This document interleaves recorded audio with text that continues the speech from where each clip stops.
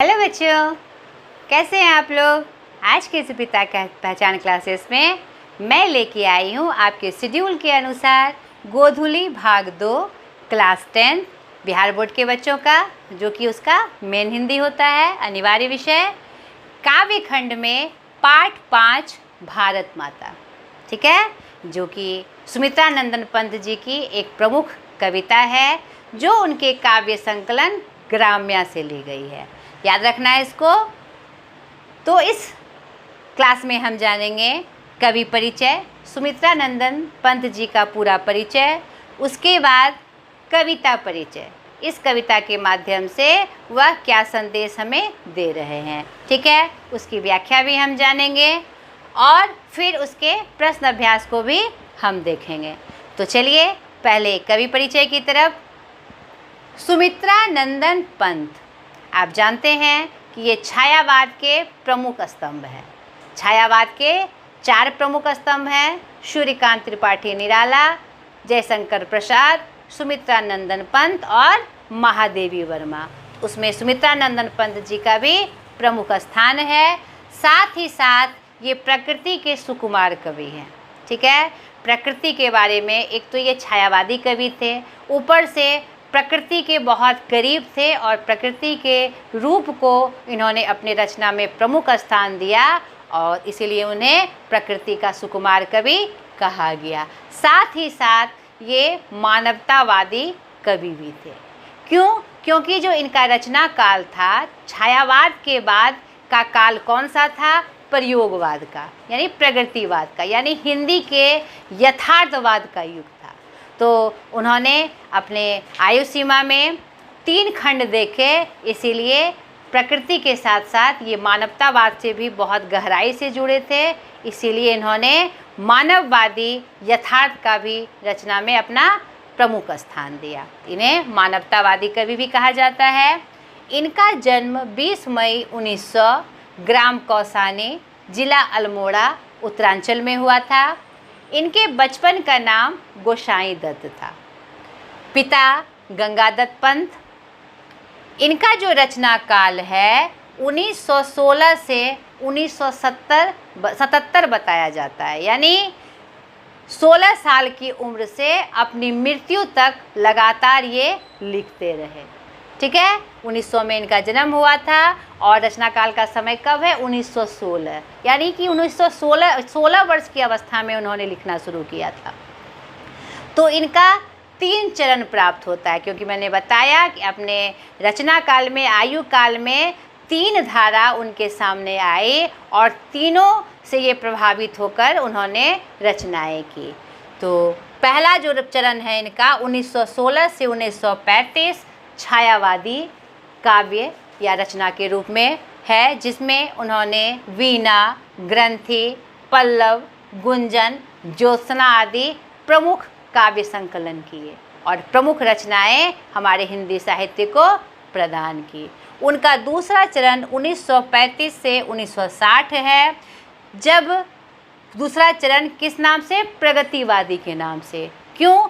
क्योंकि वो बाद में 1935 के आसपास वे मार्क्स और फ्रायड के प्रभाव में आए, जो कि एक दार्शनिक थे, और उनके प्रभाव में आए और छायावादी रूप में जो वह सौंदर्य चेतना की कविताएं या रचनाएं लिखते थे, उनसे वो बाहर आए और उन्होंने जीवन के यथार्थ को देखा, नहीं यथार्थ रूप को देखा कि हमारे सामने की समसामयिक घटनाएं क्या हो रही है। तो उससे जुड़कर उन्होंने युगांत, युगवानी या मूर्धन्य न होगा, ग्राम्या, कला और बूढ़ा चांद आदि रचनाएं की। तो यह जो कविता है उनकी भारत माता इसी ग्राम्या काव्य संकलन से संकलित है, जिसमें भारत माता का यथार्थ वर्णन किया गया है। जब हम कविता की व्याख्या देखेंगे तो ये और स्पष्ट हो जाएगा।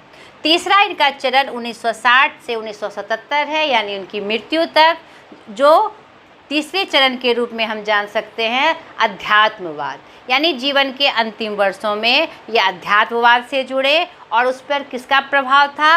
अरविंद दर्शन का प्रभाव था। ये अरविंद जो बहुत बड़े दार्शनिक थे, उनके प्रभाव में आए और उन्होंने अध्यात्मवाद से जुड़ी बहुत सारी रचनाएं की, जिनमें स्वर्णधूलि, अनिमा, रजत शिखर, लोकायतन आदि प्रमुख है। ठीक है, और इतने बड़े रचना काल के लिए उन्हें बहुत सारे पुरस्कार से भी नवाजा गया, जिनमें भारत सरकार द्वारा पद्म भूषण उन्हें 1961 में प्राप्त हुआ और साहित्य का सर्वोच्च पुरस्कार ज्ञानपीठ पुरस्कार, जो कि उन्हें पल्लव के लिए प्राप्त हुआ था, वह 1968 में प्राप्त हुआ और उत्तर प्रदेश सरकार द्वारा उन्हें साहित्य अकादमी और सोवियत लैंड नेहरू पुरस्कार आदि भी प्राप्त हुआ है।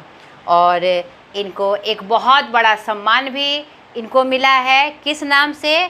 सुमित्रा नंदन पथ वीथिका संग्रहालय, यानी सुमित्रा नंदन का जीवन काल में जो भी बातें हैं या जो भी रचनाएं हैं वह संग्रहालय के रूप में सुरक्षित की गई है, जो किस नाम से है? सुमित्रा नंदन पंत वीथिका संग्रहालय। ठीक है, जो कहाँ पर है? उनका जो जन्म स्थान था कौसानी, वहाँ पर स्थित है। संग्रहालय बनाकर उनकी सारी रचनाओं का और जीवन काल का संग्रह वहाँ पर रखा गया है। इनका निधन 28 दिसंबर 1977 को हुआ। तो ये हमारे सुमित्रा नंदन जी का परिचय था। अब हम देखें कि भारत माता कविता में उन्होंने कौन से मतलब यथार्थ का, कौन से बात का वो हमें संदेश दे रहे हैं और भारत माता का जो स्वरूप वह लेके आए हैं, कौन सा स्वरूप वह लेके आए हैं और किससे हमारा परिचय करा रहे हैं। तो चलिए कविता के माध्यम से हम जाने और कविता की व्याख्या भी हम देखें। ठीक है, चलिए अब हम कविता को जाने भारत माता के माध्यम से। कवि सुमित्रा नंदन पंत जी क्या बताना चाह रहे हैं, तो पहले मैं आपको परिचय दे दूं इसका। हमने कवि परिचय जाना, अब कविता परिचय में यह जो कविता उनकी है भारत माता, उनके काव्य संग्रह ग्राम्या से संकलित है। यह कविता आधुनिक हिंदी के उत्कृष्ट कविता में शामिल है और इस कविता के माध्यम से यह एक प्रकृतिवादी कवि थे। मैंने साथ साथ ये भी आपको बताया कि उदार मानवतावादी कवि भी थे। तो यहाँ पर इस कविता के माध्यम से कवि वह रूप दिखा रहे हैं जो कि हमारे अतीत का गौरव थी, लेकिन आज यह दूसरे रूप में प्रस्तुत हो रही है। यानी अतीत के गरिमा गान द्वारा अब तक भारत का ऐसा चित्र खींचा गया था जो ऐतिहासिक चाहे जितना रहा हो, लेकिन वर्तमान में उसका वास्तविक रूप नहीं दिखाई पड़ता है। धन, वैभव, शिक्षा, संस्कृति, जीवन शैली आदि तमाम दृष्टियों में पिछड़ा हुआ, धुंधला और मटमैला दिखाई पड़ता है। यह देश हमारा वही भारत है जो अतीत में कभी सुसंस्कृत, ज्ञानी और वैभवशाली रहा था। कवि यहाँ इसी भारत का यथा तथ्य जो अभी रूप उनको दिख रहा है, उन्होंने पूरी यथार्थ से, पूरी सच्चाई से उनका चित्र प्रस्तुत किया है कि हम उसी भारत माता की संतान हैं, उस गौरवशाली माता के संतान हैं जिसका जो इतिहास था बहुत गौरवमय था। लेकिन आज जो उनका रूप दिख रहा है वह उससे अलग है। तो फिर से उस गौरवमयी स्थान को प्राप्त करने के लिए हमें भारत माता को वैसा ही स्वरूप प्रदान करना होगा और यह सबके मिलने से और एक साथ एकजुट होकर करने से ही संभव है। खाली विकास के दौड़ में, अंधी दौड़ में हम भाग के और झूठा अपना रूप प्रस्तुत ना करें। जो हमारा गौरव है उसको हम बरकरार रखें। तो ठीक है, देखते हैं कविता की पंक्तियों के माध्यम से वह भारत माता का कौन सा रूप प्रस्तुत कर रहे हैं और क्यों यह हमारे लिए यानी एक प्रश्न चिन्ह है कि ऐसा नहीं होना चाहिए। भारत माता ग्रामवासिनी। भारत माता क्या हो गई है? ग्रामवासिनी है। खेतों में फैला है श्यामल, धूल भरा मैला सा आंचल, गंगा यमुना में आंसू जल, मिट्टी की प्रतिमा उदासिनी। यानी आज भारत माता की स्थिति कैसी है कि जो गांवों में निवास करती थी, हमारे देश का, भारत का परिचय कहाँ से प्राप्त होता है? हमारे गांवों से प्राप्त होता है, क्योंकि 70% जनता आज भी गांवों में निवास करती है। लेकिन यह बड़ा दुख है कि अब यहाँ पर जो इतिहास में इनका रूप दिखता था वैसा रूप यहाँ प्रस्तुत नहीं हो रहा है। खेतों में क्या फैला है? श्यामल फैला है, यानी कालिमा फैली है। नहीं, श्यामल मतलब क्या हुआ? सांवला रूप हो गया है। जो कि हरियाली जहाँ होती थी वहाँ क्या हो गया है? सांवलापन दिख रहा है। और भारत माता का जो आंचल है धूल भरा मैला सा दिख रहा है। और गंगा यमुना आंसू जल, और जो उनकी आँखों से गंगा यमुना आंसू बनकर बह रहे हैं। और यह मिट्टी की प्रतिमा बनी हुई है जो कैसी है? उदासिनी है, उदास है। नहीं, दैन्य जड़ित अपलक नत चितवन, इसका क्या मतलब हुआ? दीनता, स्थिर। नहीं, दैन्य मतलब दीनता, और जड़ित मतलब क्या होता है? स्थिर, चेतनाहीन। ऐसा लग रहा है कि दीनता से यह जड़ित हैं, जड़ हो गई हैं, दीन है, एकदम जड़ रूप में हो गई, जैसा कि इसमें कोई चेतना ही ना हो। अपलक नत चितवन, इनका मतलब जो पलक है नीचे झुका हुआ है। चितवन भी क्या है? नत है। अधरों पे चिर नीरव रोदन, और होठों पे क्या हुआ है? इनका जो है, जो इनकी जो दृष्टि है, जो चितवन है, वह झुकी हुई है। और क्या कहते हैं, इनका जो होठों पे जो क्या है? लगातार ना खत्म होने वाला रोदन, निशब्द यानी ध्वनिहीन होकर। नीरव मतलब एकदम ध्वनिहीन, जो सुनाई ना पड़ रहा है, वैसा उनका रोदन शुरू है। युग युग के तम से विषण मन, और युगों से इस अंधकार को सहते सहते उनका मन क्या हो गया है? एकदम विषादमय हो गया है, एकदम विषादमय हो। वह अपने घर में प्रवासिनी, वह अपने ही घर में क्या बनी हुई है? प्रवासिनी बनी हुई है। युग युग तम से विषण मन का क्या मतलब हुआ? क्योंकि हमारा जो भारत देश था बहुत सौ सालों तक गुलाम रहा, और गुलामी के जंजीरों में इसका बहुत तहस नहस किया गया। नहीं, तो युग युग के तम से उनका मन तो विषण था ही, लेकिन आज वह अपने ही घर में क्या बन गई है? प्रवासिनी बन गई है। 30 कोटि संतान नग्न तन, क्यों ऐसी स्थिति उनकी क्यों है? क्यों दीनता है? क्यों चेतनाहीन हो गई है?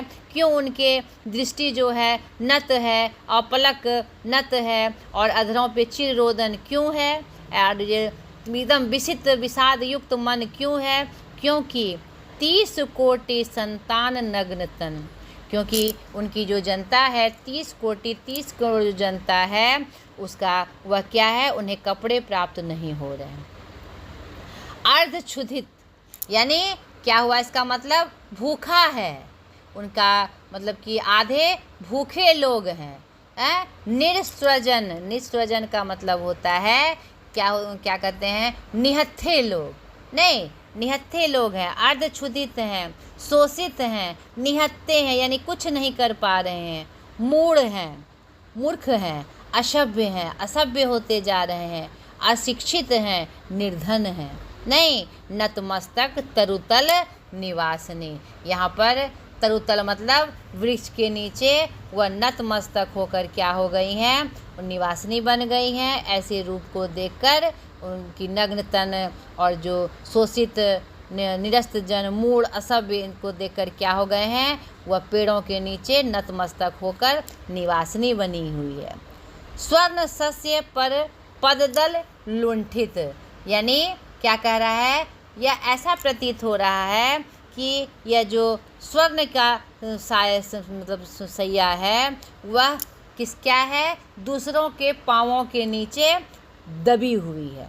नहीं, धरती सा सहिष्णु मन कुंठित, जो एकदम क्या कहते हैं, जो भारत माता थी एकदम कैसी, एकदम सहनशील थी, तो धरती सा सहनशील है, लेकिन आज उनका मन कुंठित हो चुका है। क्रंदन कंपित अधर मौन स्मित, और ये कांपते हुए, रोते हुए और क्या होठों पे एकदम मौन धारण किए हुए, चुप्पी धारण किए हुए ऐसी प्रतीत हो रही हैं जैसे कि राहु से ग्रसित हो, जैसे कि राहु से ग्रसित हो, यानी शरद चंद्रमा को राहु ने ग्रसित कर लिया हो, उनकी स्थिति ऐसी हो गई है। तो आज भारत माता का ऐसा रूप है। चिंतित भ्रुकुटी क्षितिज तिम्रांकित, नहीं यानी उनके कपाड़ पे चिंता की रेखाएं हैं कि ऐसी स्थिति हमारे बच्चों की है, नहीं।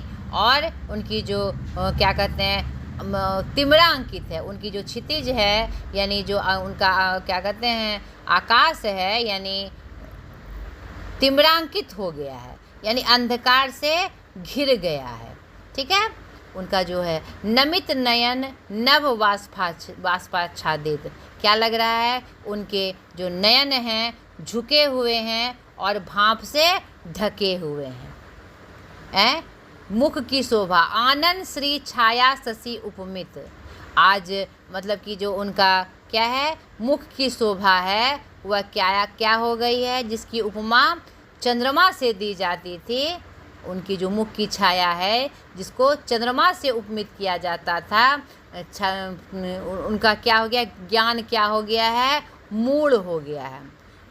नहीं, यहाँ पर उनके ललाट पे चिंता की रेखाएं हैं, उनके क्षितिज पे क्या है, अंधकार पूरा घिरा हुआ है, उनकी आंखें कैसी है, झुकी हुई है, एकदम लगता है कि कोहरा छाया हुआ है, कुछ भी साफ दिखाई नहीं पड़ता है। और उनकी जो मुख की शोभा जिसकी उपमा चांद से दी जाती थी, उनका ज्ञान क्या हो गया है, मूढ़ हो गया है, जो कि वह गीता की प्रकाशनी है। यानी जो भारत माता पूरे दुनिया को गीता के संदेश से गीता का पाठ पढ़ाती हैं, आज उनका जो ज्ञान है क्या हो गया है, मूढ़ सा दिखाई पड़ता है, नहीं मूढ़ हो गया, जैसे कुछ समझ में ही ना आ रहा हो। अंतिम की पंक्तियाँ देखिए, सफल आज उसका तप संयम, पिला अहिंसा सतन्य सुधोपम, हरति जन मन भय भव तम भ्रम, जग जननी जीवन विकासनी।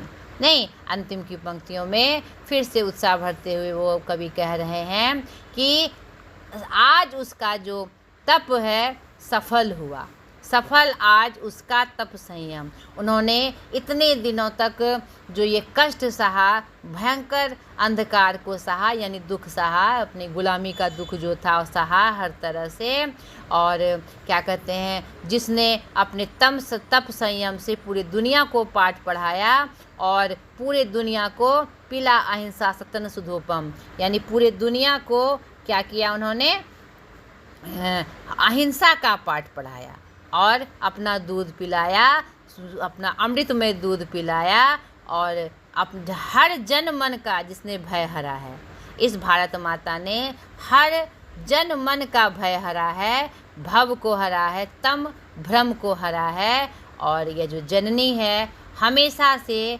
जीवन विकासनी बनी हुई है। यह जो भारत माता है क्या कहते हैं, उसका जो तप जो है सफल होता हुआ नज़र आता है, क्योंकि इसने सबको अहिंसा का जो अमृतमय रूप था, दूध था, उसे पिलाया है, और हर मन का जन मन का भय हरती है, हर तरह से उनका अंधकार हरती है। यह जगत जननी है। यह कौन है, हमारी भारत माता जगत जननी है और जीवन की विकासनी है। तो यहाँ पर उन्होंने भारत माता का यथार्थ रूप यहाँ पर चित्रित किया है। तो आपको आशा करती हूँ इस व्याख्या से आपको इसका भाव समझ में आया होगा, स्पष्ट हुआ होगा। तो अब हम चले अभ्यास की तरफ। तो हम अभ्यास में देख लें कि किस प्रकार के प्रश्न हैं, तो थोड़ा मैं आपकी सहायक बन जाऊँ। तो पहले इस कविता को पढ़ना है, इसकी व्याख्या को अपने शब्दों में लिखना है, जो मुख्य भाव हैं, उसके बाद आपको प्रश्न बनाना है। ठीक है। देखिए, पहला कविता के साथ, कविता के प्रथम अनुच्छेद में कवि भारत माता का कैसा चित्र प्रस्तुत करता है। हमने देखा कविता के प्रथम अनुच्छेद में कवि भारत माता का ग्रामीण स्वरूप जो उनका है, जो कि चारों तरफ हरियाली फैली रहती थी, लेकिन आज उनका रूप क्या है, मटमैला हो गया है। खेतों में हरियाली नहीं है, अंधेरा छाया हुआ है, श्यामल छाया हुआ है, और उनका आंचल जो है धूल से भरा हुआ है, मैला सा है, और उनकी आँखों में गंगा यमुना सदृश आंसू बह रहे हैं। और यह मिट्टी की प्रतिमा कैसी हुई है, उदासी बनी हुई है, उदासीन बनी हुई है। ठीक है। दूसरा, भारत माता अपने ही घर में प्रवासिनी क्यों बनी हुई है? तो हमने कविता की पंक्तियों के माध्यम से देखा कि आज उनकी स्थिति इतनी खराब हो गई है कि जो दीनता है, वो लगता है कि उनमें क्या कहते हैं, कोई चेतना ही ना हो। उनकी जो दृष्टि है अपलक, मतलब बिना पलक झुकाए नीचे, मतलब कि झुकी हुई हैं, और उनके अधरों पे, होठों पे लगातार जो कभी ख़त्म ना होने वाला एकदम रोना चालू है। और युगों युगों से गुलामी का और भी दुखों को सह के जो उनका मन एकदम कुंठित हो चुका था, वह अपने ही घर में आज कैसी प्रतीत हो रही है कि प्रवासिनी बनी गई, जिसने पूरी दुनिया को सब चीज़ का पाठ दिया, हर तरह से सुख दिया, लेकिन आज लगता है कि वह अपने ही घर में क्या बन गई है, प्रवासिनी बन गई है। तीसरा, कविता में कवि भारतवासियों का कैसा चित्र खींचता है? तो यहाँ पर हमने व्याख्या में देखा भारतवासियों का कैसा चित्र है, यहाँ पर कि कैसे हैं वो 30 कोटि संतान जो है नग्न तन में है, यानी उन्हें कपड़े नसीब नहीं है, भोजन नसीब नहीं है, मतलब भूख से तड़प रहे हैं। और कैसे हैं, शोषित हैं, शोषण के शिकार हैं। और कैसे हैं वो, लगता है एकदम से निरस्त जन है, निहत्थे हैं, नहीं, मूढ़ हैं, मूर्ख हैं, असभ्य हैं, अशिक्षित हैं और निर्धन हैं। ऐसा ही रूप उन्होंने यहाँ पर प्रस्तुत किया है। चौथा, भारत माता का हास भी राहुग्रसित क्यों दिखाई पड़ता है? तो यहाँ पर हमने देखा कि यह जो जननी है, जिसे क्या कहते हैं शशि, उनकी जिसके आनन को, मुख को चंद्रमा से उपमा दी जाती थी, लेकिन आज ऐसा प्रतीत हो रहा है उसे भी राहु ने ग्रास लिया है, क्योंकि उनके क्या कहते हैं माथे पर चिंता की लगातार लकीर खिंची हुई है। उनका जो चारों तरफ का जो रूप है वह अंधकार से घिरा हुआ है। ऐसा प्रतीत होता है कि जैसे उन्होंने उसे राहु ने ग्रसित कर लिया हो। पाँचवा, कवि भारत माता को गीता प्रकाशनी मानकर भी ज्ञानमूढ़ क्यों कहता है? यहाँ पर कवि भारत माता, हम जानते हैं कि भारत से ही गीता का प्रकाशन हुआ है, गीता का संदेश पूरी दुनिया को प्राप्त हुआ है, और इस गीता ने पूरी दुनिया को एक नया पाठ पढ़ाया और एक नए रूप में खड़ा किया। लेकिन जो गीता का संदेश पूरी दुनिया को दे रही है, आज वह क्या बन गई है, एकदम ज्ञान से ऐसा प्रतीत हो रहा है कि ज्ञान ही नहीं है उनमें, ज्ञान से विरक्त हो गई हैं, क्योंकि जो उनकी स्थिति है चिंताओं से भरी हुई है, चारों तरफ अंधेरा ही अंधेरा है, उन्हें कोई रास्ता दिखाई नहीं पड़ता। ऐसा लगता है उनका ज्ञान जो क्या हो गया है, ख़त्म हो गया है, मूढ़ हो गया है। ठीक है।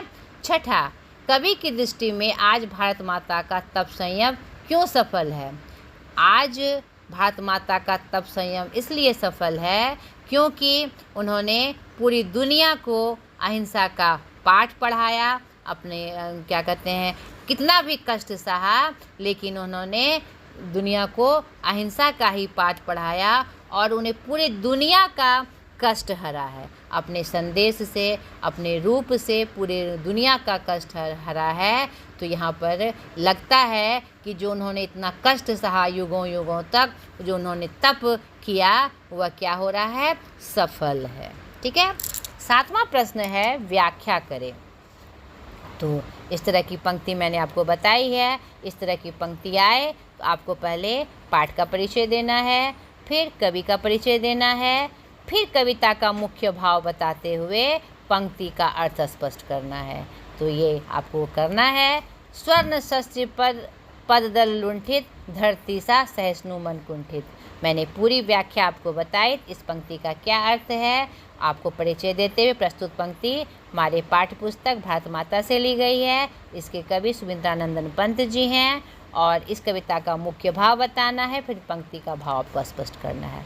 ख नंबर भी वैसा ही है, तो आपको दोनों खुद से करना है। अगर कोई दिक्कत आए तो फिर मुझे कमेंट करिएगा। तो ये मैंने पूरा स्पष्ट कर ही दिया, फिर से बताऊंगी तो फिर देर होगी और आपका वीडियो भी लंबा हो जाएगा। अब कविता के आसपास, तो कविता के आसपास यह कुछ एक्टिविटीज़ होते हैं जो कि बच्चों को खुद से करना होता है, जिससे क्या होता है इस विषय वस्तु के प्रति उसका जो ज्ञान है और बढ़ता है। तो इसे आप खुद से करने की कोशिश करिएगा और अगर आपसे संभव ना हो सके तो फिर आप मुझे कमेंट करिएगा, मैं आपकी इसमें सहायक बनूंगी। ठीक है। यह खुद से करने से क्या होता है उसके प्रति आपका आकर्षण बढ़ता है और कुछ करने का जो भाव है आपके अंदर जगता है। तो अब भाषा की बात, व्याकरण पोर्शन में हम देखें, कविता के हर अनुच्छेद में विशेषण का संज्ञा की तरफ प्रयोग हुआ है। आप उनका चयन करें एवं वाक्य बनाएं। तो आपको क्या करना है, कुछ हर कविता में जो विशेषण शब्द हैं जो कि संज्ञा के रूप में प्रयुक्त हुआ है, नाम के रूप में प्रयुक्त हुआ है, उनका चयन करके आपको वाक्य बनाना है। दूसरा है निम्नांकित के विग्रह करते हुए समास स्पष्ट करें। तो मैंने आपको समास भी पढ़ाया हुआ है और आपने पहले से भी पढ़ा होगा। तो आपको जो ये शब्द दिए हुए हैं उसके अनुसार ये कौन सा शब्द है और कौन से भेद में ये फिट बैठता है देखते हुए समास को स्पष्ट करना है। ग्राम वासने, ग्राम में वास करने वाली, तो यह मेरा क्या हुआ, तत्पुरुष समास है। गंगा यमुना, इसमें दोनों पद प्रधान है तो मेरा द्वंद्व समास। शरदेंदु, नहीं शरदेंदु मतलब शरद ऋतु के अनुसार, ये चंद्रमा के समान, तो यहाँ पर क्या हुआ मेरा कर्मधारय समास है। दैन्य जड़ित यानी दीनता से जड़ित, दीनता से जड़ित, तो ये क्या हुआ मेरा तत्पुरुष समास हुआ। तिम्रांकित, तिमिर से अंकित, अंधकार से अंकित, नहीं यह भी मेरा तत्पुरुष समास हो गया क्योंकि से चिन्ह आया है। वाष्पाच्छादित, वाष्प से आच्छादित, यह भी मेरा क्या है क्या कहते हैं से चिन्ह आया है, तो यह मेरा तत्पुरुष समास होगा। ज्ञान मूढ़, ज्ञान से मूढ़, यहाँ पर क्या कहते हैं कुछ शब्दों में विशेषण शब्दों का प्रयोग हुआ है। तो विशेषण शब्द का प्रयोग किस में होता है आपका कर्मधारय समास में, तो ज्ञान मूढ़ ये क्या हो जाएगा हमारा कर्मधारय समास। यहाँ पर वाष्प आच्छादित, वाष्प से आच्छादित अगर हम कर देखें तो यहाँ पर कारक चिन्ह आए हैं तो एक अर्थ में ये आपका तत्पुरुष समास होगा, लेकिन अगर विशेषण के अर्थ में से कहा जाए वाष्प आच्छादित यानी कि वाष्प के द्वारा आच्छादित, यह मेरा कर्मधारय समास भी हो सकता है। तो ठीक है। तप संयम, तप का संयम का, तो ये मेरा तत्पुरुष समास हुआ। जन मन भय, तो यहाँ पर तीनों अपने आप में प्रधान हैं और योजक चिन्ह का प्रयोग हुआ है, तो यह मेरा क्या होगा द्वंद्व समास। भव तम भ्रम भी क्या हो जाएगा हमारा द्वंद्व समास। ठीक है। तीसरा है कविता से उद्भव शब्दों का, तद्भव शब्दों का चयन करें। तो इसमें जो डायरेक्ट तद्भव शब्द क्या होते हैं जो डायरेक्ट हिंदी में प्रयोग किए जाए, यानी संस्कृत से आए शब्दों का थोड़ा सा रूप परिवर्तन करके उसका जो वर्णन किया जाता है हिंदी में, उसका लेख किया जाता है, उसे हम क्या कहते हैं तद्भव शब्द। यानी संस्कृत के शब्दों को थोड़ा रूप बदल कर, जैसे अग्नि, अग्नि क्या है मेरा तत्सम रूप है, संस्कृत का शब्द है, लेकिन अगर उसे हमने आग बना दिया तो आग मेरा क्या हो गया तद्भव शब्द। चौथा, कविता से क्रियापद चुने और उनका स्वतंत्र वाक्य प्रयोग करें। अगर इसमें आपका क्रियापद है, कुछ है इसमें, तो आपको उसका चुनाव करना। क्रियापद मतलब काम, यानी क्रियापद क्या हुआ जिससे काम का बोध हो, करने का बोध हो, तो उनको आपको चुनना है और उसको वाक्य में प्रयोग करना है। तो ये आपका प्रश्न अभ्यास भी समाप्त हो गया। तो आशा करती हूँ कि आपके लिए बहुत सहायक हुआ होगा। अगले वीडियो में फिर एक नए अध्याय के साथ मैं आपके सामने प्रस्तुत होंगी। तो आप आज तक के लिए इतना ही, बाय।